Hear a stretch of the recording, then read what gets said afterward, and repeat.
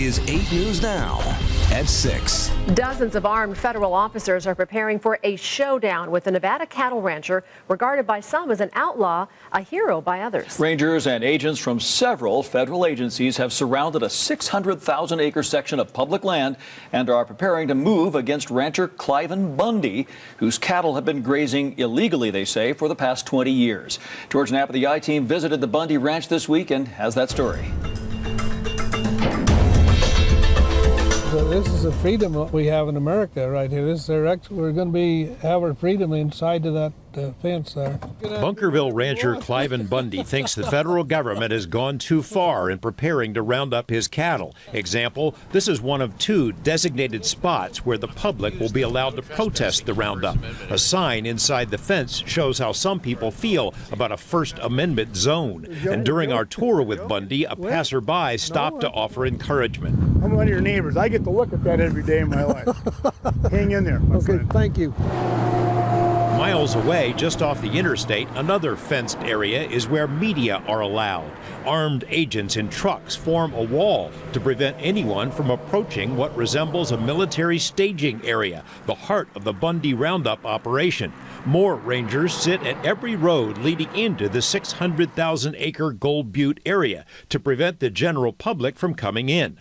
With all of these rangers and all this force that's out here, they're only after one man right now. Who do you think they're after? They're after Clive Bundy. Whether they want to incarcerate me or whether they want me to shoot me in the back, they're after me. But that's not all that's at stake here. Your liberty and freedoms are at stake. Bundy's had a long time to sharpen his message. The fight has been building since 1993, when BLM changed grazing rules for Gold Butte to protect the endangered desert tortoise. Bundy refused to go along and stopped paying his fees altogether. Since then, the BLM and federal courts have ordered him to stop letting his cattle roam through Gold Butte, and he's ignored the orders because he doesn't recognize federal authority over the land. My forefathers have been up and down the Virgin Valley here ever since 1877. All of these rights that I claim have been created through preemptive rights and beneficial use of the forage and the water. I have been here longer, and my rights are all older than BLM even existed. The Bundy family was already ranching here long before the Department of Interior was born and long before tortoises were protected. But federal courts say he doesn't have a legal leg to stand on. BLM has long sidestepped the fight, in part because of concerns what might happen if it tried to round up his 500 or so cattle that even now are grazing on forbidden public lands. Bundy says he's always been willing to pay fees, but not if it helps to cut his own throat. I don't have no problem with that. I've tried to pay it to Nevada State, Clark County, and they've got some of my money in their coffers right now from me. But I'm not going to pay my money to the wrong landlord.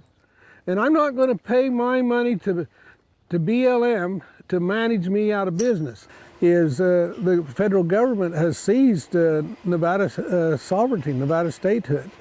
They've seized Nevada laws, and they've seized our public land. We have no access to our public land. Critics say Bundy's being arrogant and that his cattle have caused irreparable harm to Gold Butte's fragile environment. Environmentalists forced BLM's hand by threatening to sue in federal court. The Bureau will pay nearly $1 million to a private contractor to round up Bundy's cows. But with dozens of government agents positioned all around the area for what might take weeks or months, the true cost could be much higher. Bundy's cowhands have time to kill these days because they're prohibited from heading out to work their cattle. And soon enough, there could be no cattle left. The BLM plans to sell off Bundy's herd. Bundy stopped short of saying how far he's willing to take it. Well, I've fought this thing legally. I've fought it politically. I've fought it through the media. And I will fight it on the ground if I have to. George Knapp, 8 News Now.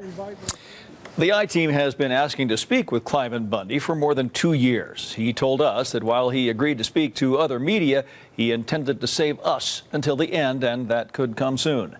The BLM won't say exactly when the roundup will begin, but could happen as soon as this weekend.